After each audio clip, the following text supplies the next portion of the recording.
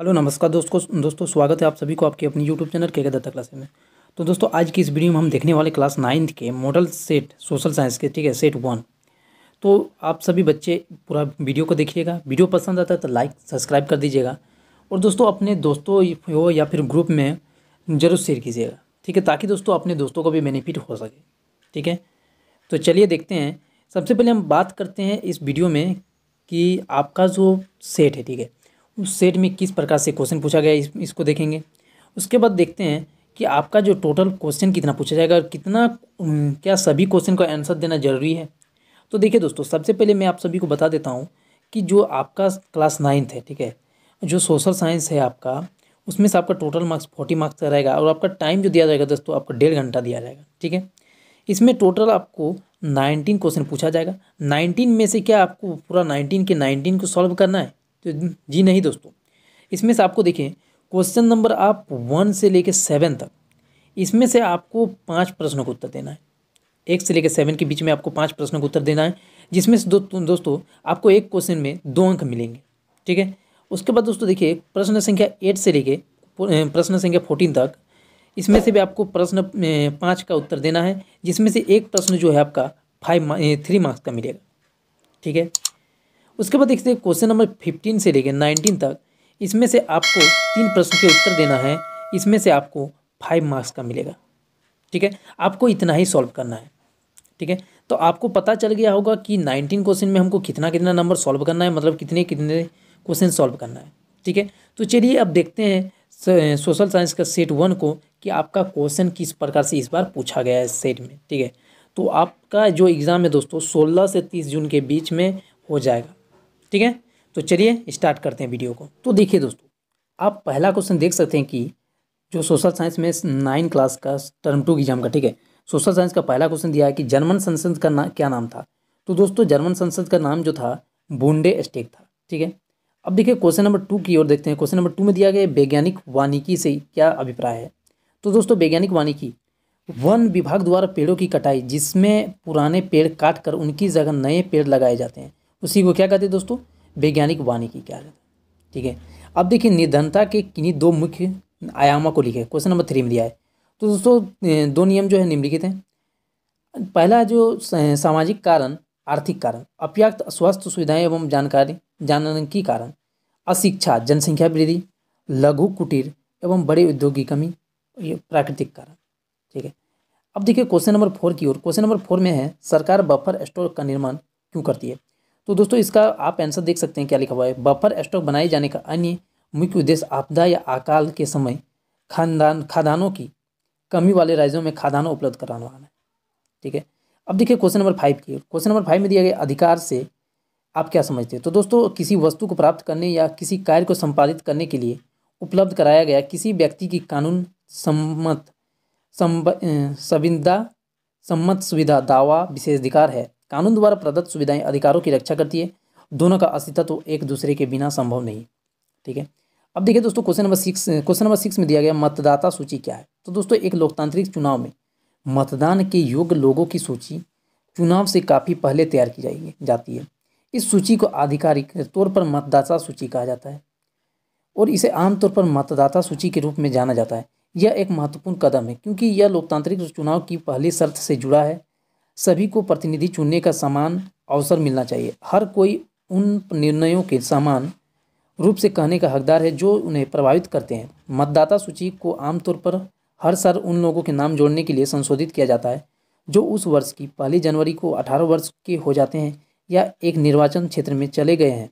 ठीक है, और उन लोगों के नाम हटा दिए जाते हैं जिनकी मृत्यु हो गई या फिर एक निर्वाचित क्षेत्र से बाहर चले गए हैं। ठीक है, तो दोस्तों आप सबसे पहले नोट्स बनाते जाइए और नोट्स बनाने के बाद आप एक बार पढ़ लीजिएगा पूरा। ठीक है, तो देखिए क्वेश्चन नंबर 7 में दिया भारत में किस प्रकार की जलवायु पाई जाती है। तो दोस्तों किसी क्षेत्र में लंबे समय तक जो मौसम की स्थिति होती है उसे उस स्थान की जलवायु या क्लाइमेट कहते हैं। भारत की जलवायु उष्णकटिबंधीय मानसूनी जलवायु है। ठीक है, देखिए क्वेश्चन नंबर 8। क्वेश्चन नंबर 8 में दिया गया जर्मनी में नाजीवाद के उदय के क्या कारण थे। तो दोस्तों जर्मनी के नागरिक वासाई की संधि को अत्यंत कठोर, अन्यायपूर्ण एवं अपमानजनक मानते थे।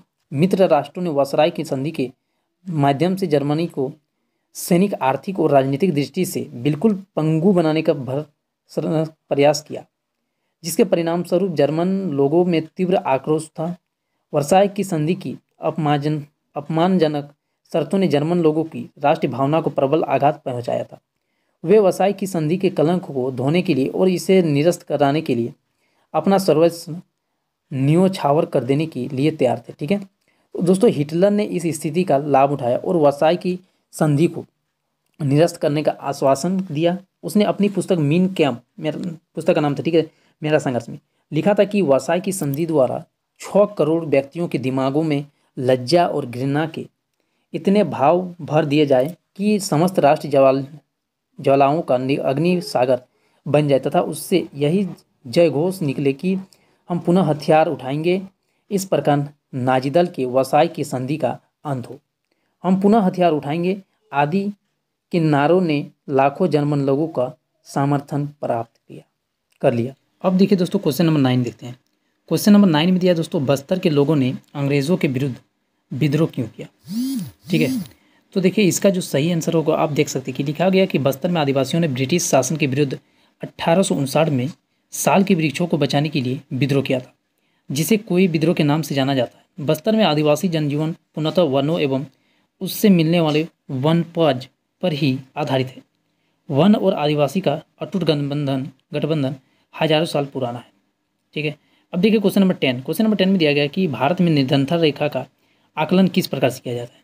ठीक है, तो आप इसका आंसर देख सकते हैं। भारत में निर्धनता रेखा का आकलन निम्न प्रकार से किया जाता है। ठीक है, अब देखिए पहला पॉइंट में निर्धनता के आकलन के लिए एक सर्वमान्य सामान्य विधि आय अथवा उपभोग स्तर पर आधारित है। किसी व्यक्ति को निर्धन माना जाता है। ठीक है, यदि इसकी आय या उपभोग स्तर किसी को न्यूनतम स्तर से नीचे गिर जाए तो मूल आवश्यकताओं के लिए एक दिए हुए समूह को पूर्ण करने के लिए आवश्यक है। ठीक है, अब देखिए सेकंड पॉइंट में है, भारत में निर्धनता रेखा का निर्धारण करते समय जीवन निर्वाह के लिए खाद्य आवश्यकता, कपड़ों, जूतों, ईंधन और प्रकाश, शैक्षणिक एवं चिकित्सा संबंधी आवश्यकताओं आदि पर विचार किया जाता है। ठीक है, अब देखिए क्वेश्चन ऑप्शन नंबर 3 में है कि निर्धनता रेखा का आकलन करते समय खाद्य आवश्यकता के लिए वर्तमान सूत्र वांछित कैलोरी आवश्यकता पर भी आधारित है। भारत में स्वीकृत कैलोरी आवश्यकता ग्रामीण क्षेत्रों में 2400 कैलोरी प्रति व्यक्ति प्रतिदिन एवं नगरीय क्षेत्रों में 2100 कैलोरी प्रति व्यक्ति प्रतिदिन है। ठीक है, उदाहरण स्वरूप वर्ष 2000 में किसी व्यक्ति के लिए निर्धनता रेखा का निर्धारण ग्रामीण क्षेत्रों में 454 रुपये प्रति माह किया गया था। ठीक है, अब देखिए दोस्तों क्वेश्चन नंबर 11। देखिए दोस्तों आप सभी बच्चे नोट्स को अच्छे से बनाइए पहले, और नोट्स बनाने के बाद आप अच्छे ढंग से पढ़िए। अब देखिए क्वेश्चन नंबर 11 में दिया गया, भारतीय खाद्य निगम FCI किसानों से अनाज कैसे खरीदती है। ठीक है, केंद्र सरकार देश भर में भारतीय खाद्य निगम और राज्य एजेंसियों के जरिए धान और गेहूं को मूल्य समर्थन प्रदान करती है। गेहूं तथा चावल से संबंधित खरीदी नीति खुली है। इसी नीति के अधीन भारत सरकार द्वारा निर्धारित समयावधि के भीतर तथा निर्धारित विनिर्देशों के अनुरूप किसानों द्वारा जितना भी गेहूं और चावल लाया जाता है उसे केंद्रीय पूल के जरिए भारतीय खाद्य निगम सहित राज्य सरकार की एजेंसियों द्वारा न्यूनतम समर्थन मूल्य पर खरीद लिया जाता है। ठीक है दोस्तों, किसानों को न्यूनतम समर्थन मूल्य की तुलना में बेहतर मूल्य मिलने पर वे अपनी उपज को खुले बाजार में अर्थात निजी व्यापारियों को बेचने के स्वतंत्र होते हैं। सरकारी एजेंसियां द्वारा खाद्यान्नों की खरीद करने का उद्देश्य यह सुनिश्चित करना है कि किसानों को उनकी उपज के लिए लाभकारी मूल्य मिले और उन्हें मजबूरी में बिक्री न करने पड़े। ठीक है, इसका लक्ष्य राष्ट्रीय खाद्य सुरक्षा अधिनियम तथा अन्य कल्याणकारी स्कीम के अंतर्गत जरूरतमंदों लोगों को सब्सिडाइज दर पर अनाज की आपूर्ति सुनिश्चित करना तथा खाद्यान्न सुरक्षा हेतु अनाज का बफर स्टॉक तैयार करना है। ठीक है, इसके अलावा दोस्तों राज्य सरकार द्वारा मोटे अनाज की विभिन्न जिन्सों की खरीद राष्ट्रीय खाद्य सुरक्षा अधिनियम तथा अन्य कल्याणकारी स्कीमों के अंतर्गत वितरण के लिए राज्य सरकार द्वारा अपनी आवश्यकता के अनुसार भारतीय खाद्य निगम के परामर्श से स्वयं की जाती है। ठीक है, अब केंद्रीकृत खरीद प्रणाली। ठीक है, तो देखिए दोस्तों इसको भी आप देख लीजिएगा। ठीक है, रीड करके देख लीजिएगा। ठीक है, आगे देखते हैं क्वेश्चन नंबर 12 की ओर। तो क्वेश्चन नंबर 12 में देखिए दिया गया है कि चुनाव को लोकतांत्रिक मानने का विभिन्न आधार क्या है। ठीक है, तो देखिए चुनाव को लोकतांत्रिक आधार करने का आधार विभिन्न आधार क्या है। ठीक है, तो देखिए इसका भी आंसर आप देख सकते हैं कि क्या लिखा हुआ है। ठीक है, देख सकते हैं आप एक बार रीड कर लीजिएगा तो अच्छे से आपको समझ में आ जाएगा। ठीक है,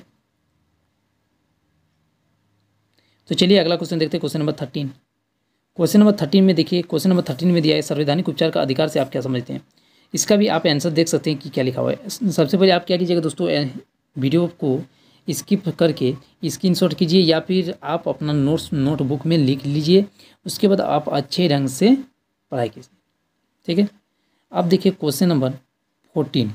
तो क्वेश्चन नंबर 14 में भारत की जलवायु को प्रभावित करने वाले कौन कौन से कारक है। तो दोस्तों भारत की जलवायु को प्रभावित करने वाले कारक स्थिति एवं अक्षांश विस्तार, समुद्री से दूरी, उत्तर पर्वतीय श्रेणी, स्थलाकृति, मानसून पवने, ऊपरी वायु परिसंचरण। ठीक है, अब देखिए क्वेश्चन नंबर 15। क्वेश्चन नंबर 15 दिया है उद्योग से जंगल क्यों प्रभावित होते हैं। ठीक है, अब देखिए इसका भी आंसर वही दिया है। देखिए दोस्तों, पढ़ने से अच्छा है कि आप अपना नोट्स थोड़ा बना लीजिए। ठीक है, उसमें खुद आप थोड़ा रीडिंग कीजिए, आपको खुद समझ में आ जाएगा कि नोट में क्वेश्चन का आंसर क्या बोला गया है।